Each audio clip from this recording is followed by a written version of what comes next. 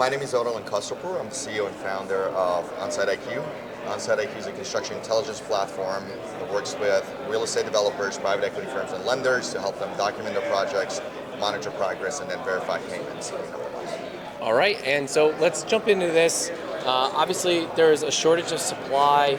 People are begging for apartment buildings and new homes to come into the market, and but there's many things that hold up those projects. Can you talk to me a little bit about what it is that's keeping some of that supply from hitting the market sooner? Yeah, so if you think about the pipeline of any developer, let's go back 12 months ago. There was stability in the market. The pipelines were really, really robust, and every project was a go. Now, what happened was you bought a land a year ago or 2 years ago, you underwrote it, you're ready to go, and then the rates went from 3.5 or 3 to 7. Now, that means your underwriting doesn't work anymore. You got a couple levers. Either the land has to reprice, the contractors have to come in with a lower bid, or you have to repurpose the asset or you do value engineering. But regardless, now you're competing with a U.S. Treasury where it has no risk. People take 5, 6, 7% versus do I want to build a building with a high single-digit IRR, and unit economics does not necessarily work. We see activity on opportunity zone deals. That's moving forward. Data centers are doing great. Hospitality is still moving forward. But on the multifamily side, we've seen a slowdown. And it takes a little bit of time. One of those levers has to adjust for the industry to open up again. Now, construction tech doesn't really get featured a lot. Maybe it's a little. I don't want to say it's the boring side of prop tech, but it does get over, kind of passed over. What are some of the new innovations, processes, or tech stack that's helping builders and developers get better and more efficient despite the headwinds in the current economic conditions? Yeah, so the way we approach it, if you think about it in a high interest rate environment, the stakes are higher, the risk is higher. And we plug into the institutional capital to help them monitor these projects and control the risk. Because if you historically were underwriting for 20%, 25% IRR, right now it's really hard with these interest rates to hit the same numbers. So you have more to lose, and project delays, the number one driver of those losses. And let's say a typical project gets delayed by 3 months. On a $100 million project, you've lost $6 million of your returns on those 3 months. Now, the shorter the build cycle, the faster you can build and start monetizing the asset, the healthier the numbers.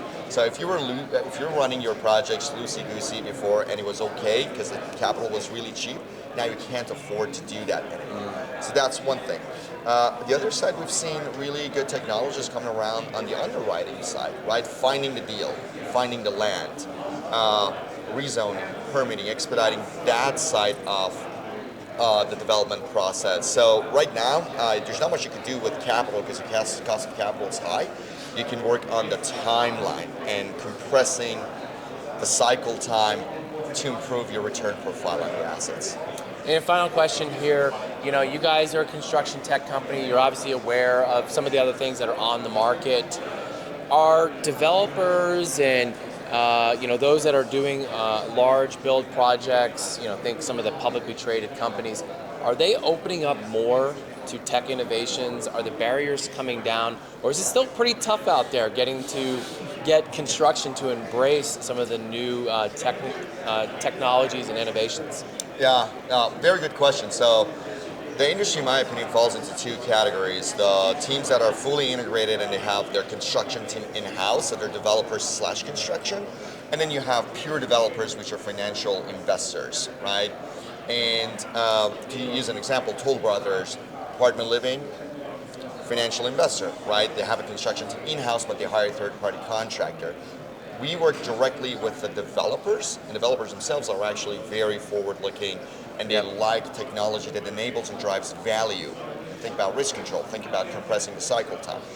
Once you get to the accounts where you have fully integration, you have the development team, construction team, everything in-house, now you have a little bit of a mixed sales motion where, we've been doing this for 100 years.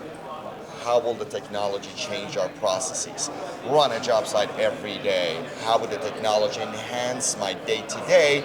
And then you get to a little bit of do I want to capture this much data at all? And that speaks to the cultural challenges that the industry needs to go through a transformation where transparency is good. Manufacturing went through this many, many years ago, where before you couldn't monitor any of the machines. Right now, all the signals go directly to an ERP.